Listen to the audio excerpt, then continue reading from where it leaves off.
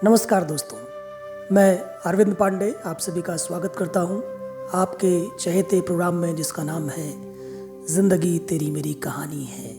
यानी कहानियों की एक अनूठी सीरीज़ जिसमें हर बार हम आपको एक नई कहानी से रूबरू कराते हैं। कहानियाँ यानी ख्वाबों और ख्यालों की एक अनोखी दुनिया, एक नायाब दुनिया जो आपके दिल के भीतर तक अपनी पैठ बनाती हैं, अक्सर आपको याद आती हैं, कभी हौसले के रूप में तो कभी रोशनी के रूप में आपका हमसफ़र बनती हैं। जी हाँ दोस्तों, दीक्षा स्टूडियो की इस बहुत ही नायाब सीरीज़ में पेश है महेंद्र भीष्म की बहुत ही खूबसूरत कहानी बिन्नू।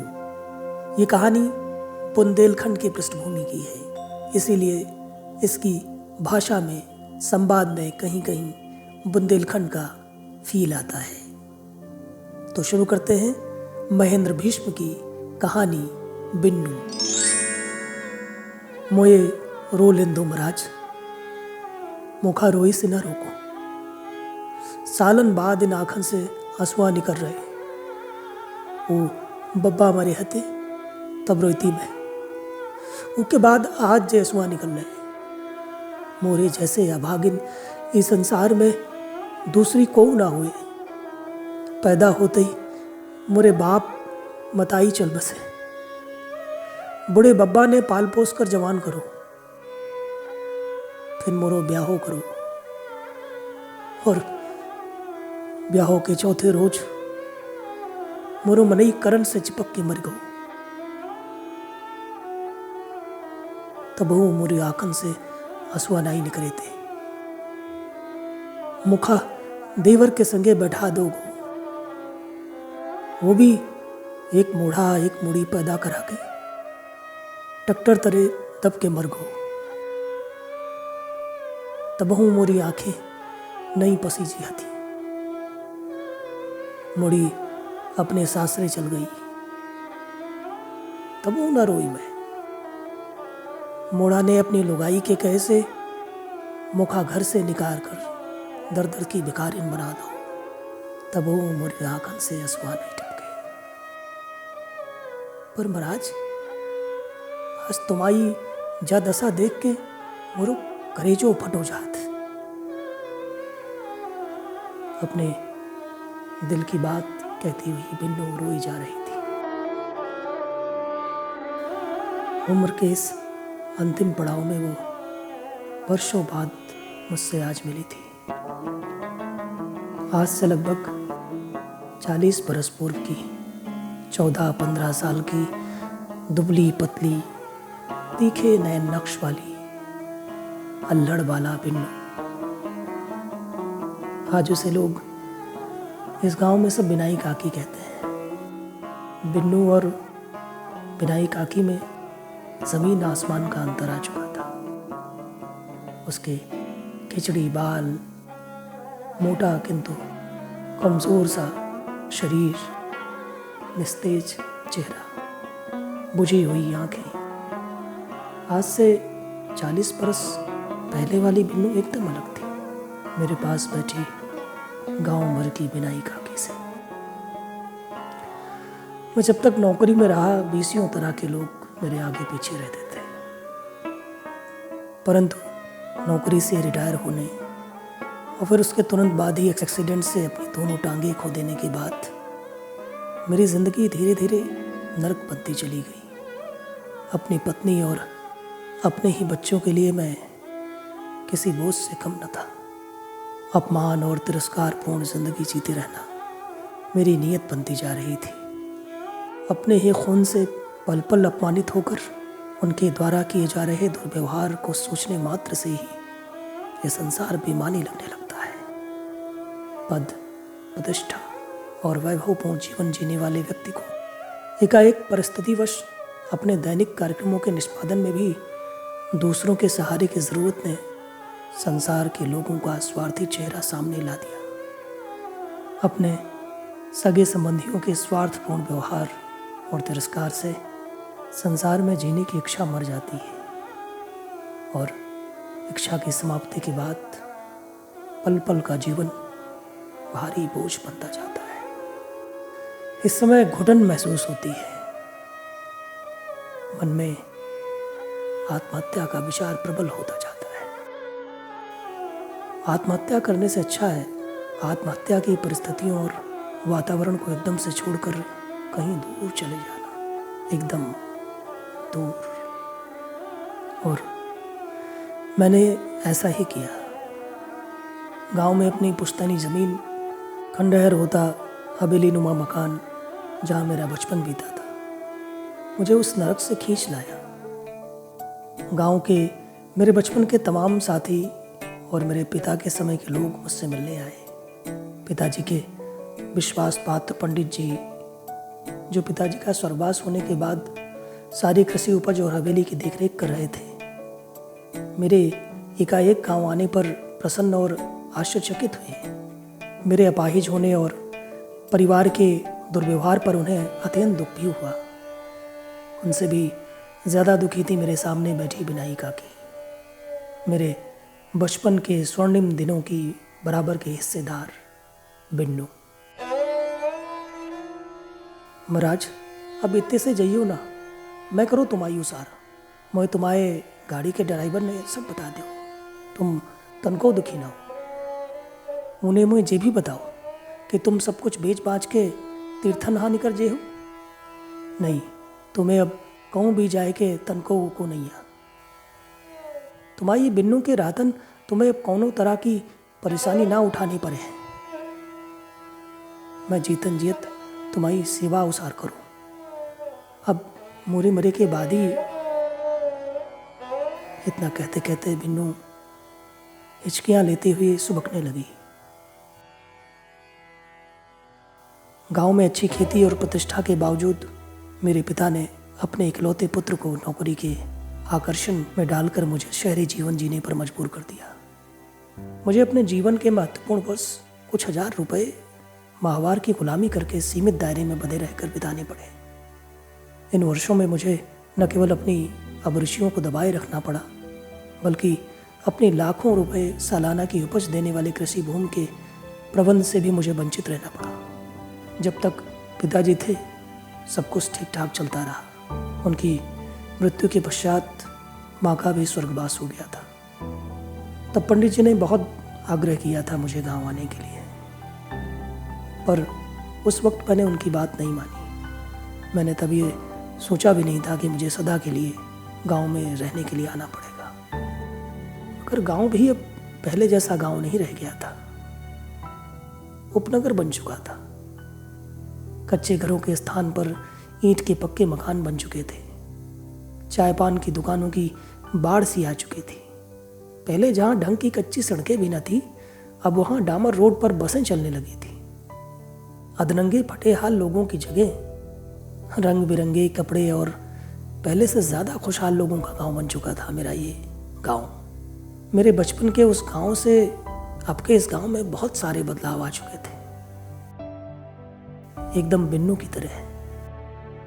कुछ चीज़ें बूढ़ी हो चुकी थी और कुछ बूढ़े से जवान हो रही थी।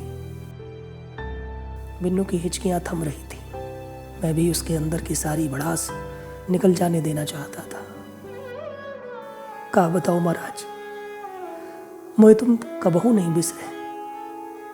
तुम्हें मोरो मन हमेशा याद करत रहो। तुमने हमारे पीछे कहा नहीं करो। तुम्हारो एहसान हम मरतन मरत ना भूल पे। महाराज, तुम्हें हमारे बप्पा की याद है? बिन्नू ने मेरे मस्तिष्क के किसी कोने में बंद अतीत की किताब के पहले पन्ने को टटोला था। एक तेज विश्वास के साथ अतीत के पन्नों पर पड़ी गर्दा बाहर निकल आई। ठंड जोरों की थी। मैंने बिन्नू को अपने सीने पर ब्रांडी मलने को कहा। बहुत देर तक मौन वो मेरे सीने पर ब्रांडी मलती रही। ब्रांडी का एक पैग ले लेने के बाद मैं उनीदा हो चला। इसी अर्धनिद्रा की अवस्था में मैं सोते जागते अपने अतीत के दिनों में पहुंच गया, जब मैं 12-13 वर्ष का निपट किशोर था। गुरुजी मुझे पढ़ाकर जा चुके थे। हमेशा की भांति मैं हवेली के पिछवाड़े आ गया, जहाँ कटिया मशीन पर परशु बब्बा जानवरों के लिए करबी काट रहे थे। हमारे खेतों में दिन भर काम करने के बाद वो गोधूली के समय बैलगाड़ी पर करबी का बड़ा सा गट्ठर रखकर खेत से घर लेकर आते थे। फिर कटिया मशीन से उसको छोटे छोटे टुकड़ों में काट कर गाय भैंसों को खाने के लिए चिराई पर डालते। इस प्रकार दिया बत्ती के समय ही वो अपने घर जा पाते थे। परशु बब्बा, हम भी कटिया मशीन चलाएंगे। मैंने कटिया मशीन के पास खड़े होकर परशु बब्बा से आग्रह किया। नहीं भैया, तुम्हारे बस की नहीं है, जा तुम एक खुदाई बैठ के देखो। परशु बब्बा ने कटिया मशीन चलानी रोक दी और सुस्ताने लगे। गले पर पड़ी साफे से माथे पर फैल चुकी पसीने की बूंदें पूछने के बाद वो पुनः कटिया मशीन चलाने लगे। परशु बब्बा, मैंने फिर से आग्रह किया, मान जाया करो, मैंने कह दी ना, तुम्हारे बस की नहीं है, जा। थकान से हाँफते हाँफते परशु बब्बा बोले। हाँफने से उनकी आवाज़ कुछ तेज हो गई थी। नहीं, हम चलाएंगे जमसी। मेरे शब्दों में विनम्र हट था। बहुत जद्दी हो हल्के महाराज तुम। अच्छा आओ। मेरे किशोर हट के सामने परशु बब्बा को मजबूरन मेरी बात माननी पड़ी। वो मशीन के डंडे पर मेरे अपने दोनों हाथ के बीच में रखवा कर कटिया मशीन धीरे धीरे चलवाते हुए बोले, हाँ महाराज, ऐसे ही मजे मजे चलाओ। मैं बहुत जल्दी थक गया। शारीरिक श्रम करने की आदत न होने के कारण मुझे थकान जल्दी आ गई। मैंने डंडे पर से अपने हाथ हटा लिए। काहे महाराज, थक गए कहा? परशु बब्बा ने पूछा। मैंने सिर झुकाए ही कहा, हाँ। दुबले पतले किंतु गौर वर्ण के परशु बब्बा कोई 60-65 साल के बूढ़े थे। ढलती उम्र में भी इतनी अधिक मेहनत क्यों करते हैं परशु बब्बा? मैंने जिज्ञासावश उनसे प्रश्न किया। क्यों परशु बब्बा, आपके घर में कौन कौन है? आप इतना काम क्यों करते हो? आपको तो अब आराम करना चाहिए। हो महाराज, अगर काम ना करें तो खाएगा। एक राई भरी बिन्नू है हमारे, तुम्हारी खेती हुई या फिर साल खाड़ हल्की हुई? परशु बब्बा के हाथ जल्दी जल्दी चलने लगे।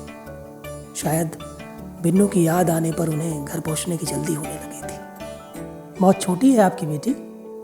बिन्नू हमारी मोड़ी नहीं है महाराज, नाती ना है वो मोड़ी। ओके, बाप मताई हैजा से मर गए, तब बात 2 महीना की थी। ऊखा कछु याद नहीं है। हम यहाँ अपनो बाप मताई जानत। परशु बब्बा की आंखें अपने इकलौते बेटे और बहू की याद में सजल हो आई थी। बिन्नू के अलावा आप को नहीं है मोरे।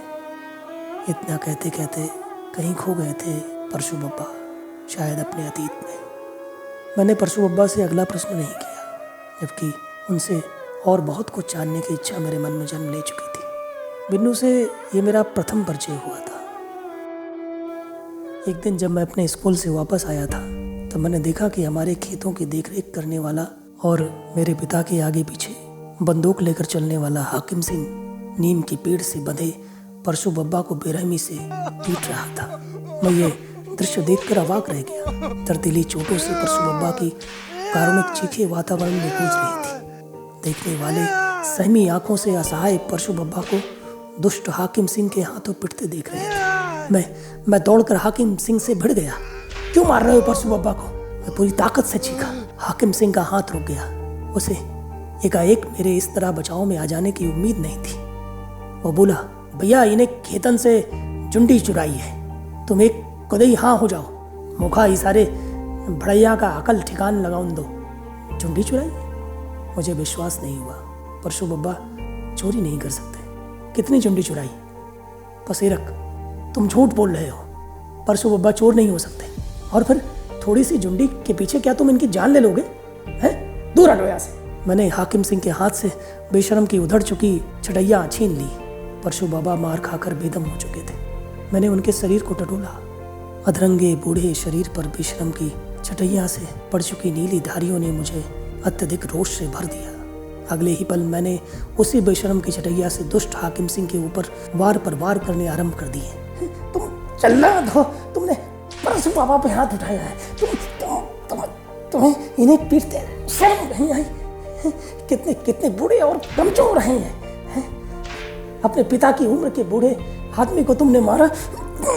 तुम राक्षस हो, तुम जानवर हो, तुम कसाई हो।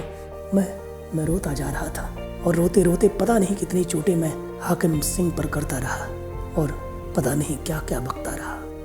मैं अपना आपा खो चुका था। एकाएक पैर फिसल जाने के कारण मैं खुद ही सिर के बल गिरकर बेहोश हो गया। बेहोशी की हालत में भी मैं अंट शंट बकता जा रहा था। उस दिन मेरे किशोर मन को बेहद ठेस पहुंची थी। मेरे पिताजी और माँ घर में नहीं थे। उन्हें तुरंत सूचना दी गई। जब मेरी बेहोशी टूटी तो मैंने उन्हें सारी बातें रो रो कर बताई। पिताजी ने मेरे सामने हाकिम सिंह को बहुत डांटा और मेरे अनुरोध पर परशु बाबा के इलाज के लिए शहर से डॉक्टर को लेकर आने के लिए एक आदमी भी भेज दिया। डॉक्टर साहब के आ जाने पर उनके साथ मैं परशु बाबा को देखने उनके घर गया। गांव के अंतिम छोर पर बने कच्चे घरों की पंक्तियों में एक घर परशु बब्बा का था। परशु बब्बा के घर की कुंडी खटखटाई। कुछ देर बाद दरवाज़ा खुला। दरवाज़ा एक लड़की ने खोला था। उस लड़की की उम्र मेरी जैसी ही थी। गोरी, सुंदर सी और हिरणी जैसी बड़े नेत्रों वाली ये लड़की थी, बिन्नू। डॉक्टर परशु बब्बा को देख रहा था और मैं बिन्नू को एकटक निहारे जा रहा था। मेरा किशोर मन यह मानने को तैयार ही नहीं था कि इतनी सुंदर लड़की परशु बब्बा की नातिन है। मैंने बिन्नू से जानना चाहा, तुम ही बिन्नू हो? आओ हल्के महाराज, यही आए हमारी राई भरी बिन्नू। बिन्नू जई आए हल्के महाराज, जो तुम्हें पूछत रथ, परशु बब्बा कराते हुए बोले। परशु बब्बा के घर से वापस आने पर मेरे किशोर मन में खलबली मच गई। बिन्नू की सुंदर मनोरम छवि मेरी आंखों से एक पल के लिए भी अलग नहीं हो रही थी। उसको दोबारा देखने की इच्छा बलवती होती चली गई। सच तो यह है कि उस दिन से ही मेरे किशोर मन के किसी कोने में बिन्नू के प्रति दया मिश्रित प्यार का बीज अंकुरित हो चला था। और फिर परशु बब्बा के घर किसी न किसी बहाने पहुंच जाना, बिन्नू को अपने घर बुला लेना, साथ साथ घूमना फिरना, हवेली के किसी कोने में देर तक बैठकर उससे बातें करने का सिलसिला आरंभ हो गया। उसका साथ मुझे अच्छा लगने लगा था। निश्चल प्रेम हम दोनों के मध्य अपना स्थान बना चुका था। किशोर उम्र होने के कारण हमारे मिलने पर किसी को आपत्ति नहीं होती थी। ऊंच नीच और बड़े छोटों की सोच वालों को ज़रूर हम दोनों का सानिध्य पसंद नहीं आता था। मैं मन ही मन बिन्नू को चाहने लगा था। वो भी मुझे चाहती थी। मैं जब कभी उसे सताया करता तो वो भोलेपन से रो पड़ती थी। मेरी चुप कराने पर वो भोली बाला बहुत जल्दी चुप हो जाती थी। वो मेरी हर बात सहजता से मान जाती थी। बिन्नू को देखे बिना मेरे मन को चैन नहीं पड़ता था। बुंदेली में उसकी बातें मन मोह लेने वाली होती थी। उसे बहुत बातें करनी आती थी। उसकी हंसी बहुत सुंदर थी। हंसने से उसके गालों पर गड्ढे पड़ जाते थे।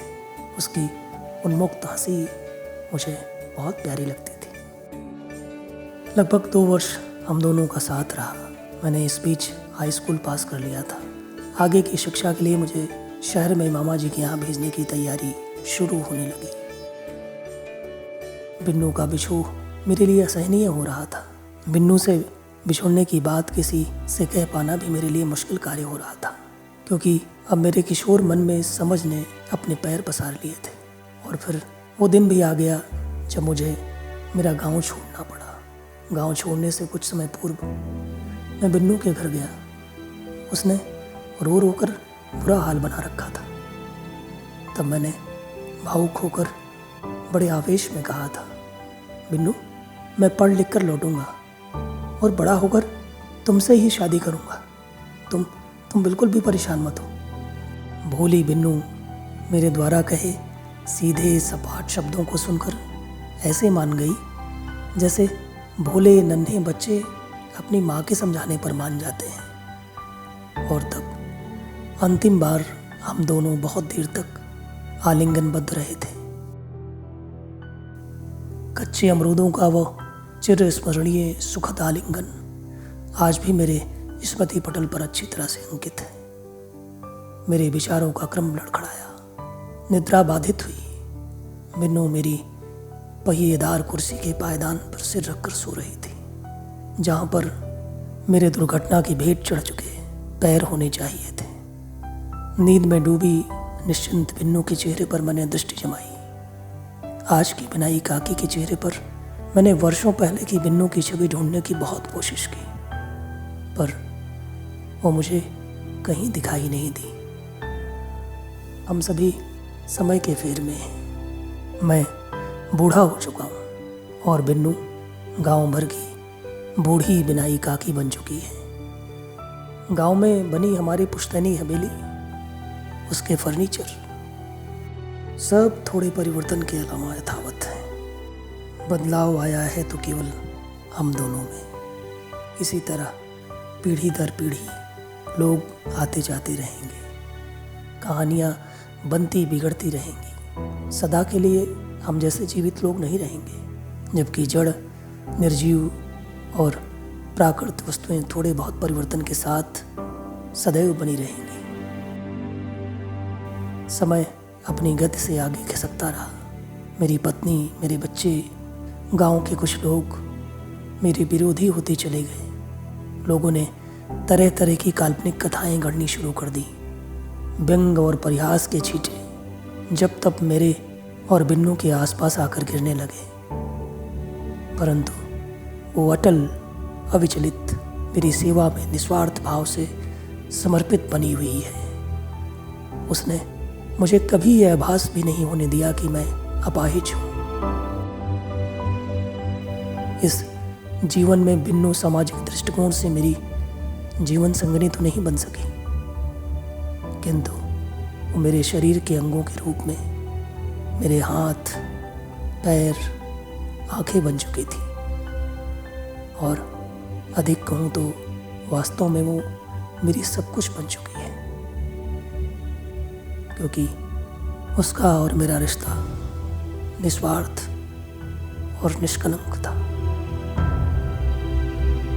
तो ये थी कहानी महेंद्र भीष्म जी की लिखी बिन्नू। हमें पूरी उम्मीद है कि ये कहानी आपको पसंद आएगी। इसी तरह कहानियों का सिलसिला, कहानियों की ये सीरीज़ आगे बढ़ती रहेगी। आप अपना प्यार, अपना दुलार और अपने सुझाव हम पर बनाए रखें। अगले एपिसोड में एक नई कहानी के साथ आपसे फिर मुखातिब होंगे। तब तक के लिए अपना ध्यान रखिए। शुभ रात्रि। जय हिंद।